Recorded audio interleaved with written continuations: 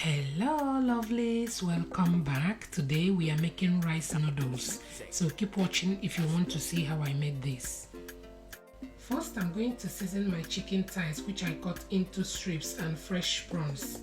I'll go in with seasoning cubes, black pepper, garlic powder, onion powder. I will mix to combine and set aside. For the prawns, I will season with only black pepper, all-purpose seasoning and chili flakes.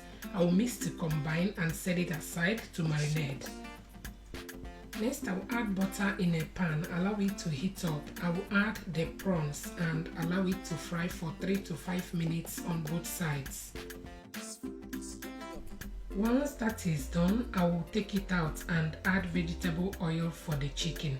I will transfer the chicken in the pan and allow it to fry. While that is frying, I will soak the rice noodles for 3 minutes, drain, rinse and set it aside for later use. If you are still watching, that means you love this recipe. Please support me by sharing this video. Thank you.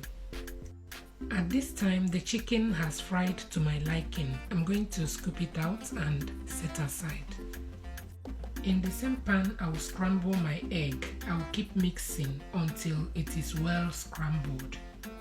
Once that is done, I will set it aside. In the same pan, I will add some of the oil I used in frying the chicken. Next, I will add my chopped onions and mixed veggies, red, yellow, green bell peppers, and carrots. I will fry on a high heat. Next, I will add my mixture of soy sauce, cooking wine, curry powder, and seasoning cubes. I'm going to mix to combine. Next, I'll go in with the rice noodles, the chicken, prawns, and scrambled eggs. I will gently mix until everything is well combined.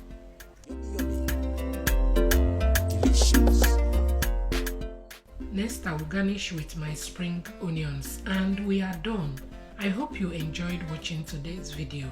Thank you for watching and see you in my next one. Bye.